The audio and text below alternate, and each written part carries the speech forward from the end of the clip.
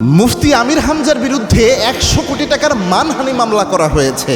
আপনারা দেখেছেন মুফতি আমির হামজা সাহেব সম্ভবত কিছুদিন আগে বাংলাদেশের একজন মন্ত্রী তাকে বলতে যে অসতর্কতাবশত তিনি নাস্তিক বা ইসলাম বিরোধী এরকম শব্দ চয়ন করেছিলেন, যেটা আমার মতে আমি পার্সোনালি মনে করি যেহেতু তিনি এখন বর্তমানে এমপি, তার উচিত হয় নাই এরকম শব্দ চয়ন করা।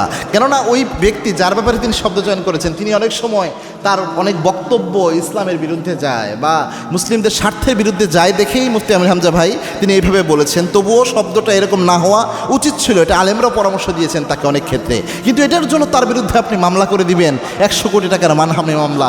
এই যে মামলার একটা ব্যবস্থা, এই যে মামলার ভয় দেখানো, এই মামলা হামলার কালচার, এটা তো বিগত ফ্যাসিস্ট আমলের কালচার। হাসিনার সময় যদি কিছু হতো আলেমদের বিরুদ্ধে, মন চাইলেই মন মতো একটা মামলা চুকে দিত এবং আদালতে ঘোরানোর যে কালচার, এটা তো বিগত সময়ের প্র্যাকটিস। আপনি তাকে নিয়ে সুন্দরভাবে সামনাসামনি ধরতেন, ধরে বলতেন যে এমপি মহোদয়, একই সংসদে ঢুকেন যে এমপি মহোদয় আপনি যে এই কাজটা করলেন, আপনি যেভাবে বললেন এটার ব্যাখ্যা হয়তো তিনি নিজেও শুধরাইয়া নিতেন। কিন্তু মামলা দিয়ে এইভাবে হয়রানি করা এটা কতটুকু যুক্তি? তো সেক্ষেত্রে আমরা যেন আবার বিগত ধারার মতো প্রতিহিংসামূলক যে আমাদের প্র্যাকটিস, এটা যেন আমরা ফিরে না যাই। এই মামলা হামলা এগুলো বিগত সময়ে আমরা দেখেছি, এগুলোর মাধ্যমে রাজনৈতিক পরিবেশটা কত অস্থিতিশীল হয়, এক দলের প্রতি আরেক দলের যে রেসপেক্টের মাইন্ডসেট রয়েছে এটা কতটা মারাত্মকভাবে নষ্ট হয়, এটার ফলে জনগণের যে কী ভোগান্তি হয় এটা আমাদের দেখা শেষ। এজন্য আমাদের পরামর্শ থাকবে আমরাও যেন কথা বলার ক্ষেত্রে সতর্কতা অবলম্বন করি।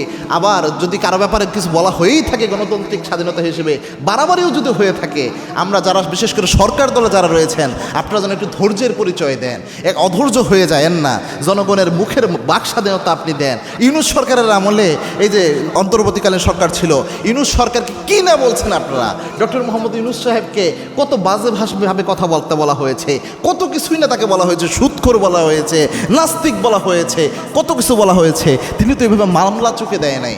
এত অধৈর্য হলে তো সমস্যা, এবং যে কোনো কিছু হলেই মামলার দিকে চলে যাওয়া, এটা থেকে আমরা যেন ফিরে আসতে পারি। এবং বিশেষ করে আমরা যেন কারোর উপর জুলুম না করি, যে যেখানেই থাকি। আমরা যদি আলেম হই আমরাও যেন জুলুম না করি, আবার আলেমের বাহিরে আমরা যারা রয়েছে কোনো আলেমের উপর যেন আমরা জুলুম না করি। কেননা জুলুম হচ্ছে সবচেয়ে মারাত্মক, এবং আল্লাহর হাবিব সাল্লাল্লাহু আলাইহি ওয়াসাল্লাম জুলুমের ব্যাপারে সবচেয়ে সতর্ক করতেন। আর জুলমু যুলমাতুন ইয়াউমাল কিয়ামা, যারাই জুলুম করে এই জুলুম তাদের জন্য আখিরাতে অন্ধকার হয়ে যায়। জুলুম কখনো এই পৃথিবী জুলুমকে সহ্য করে না।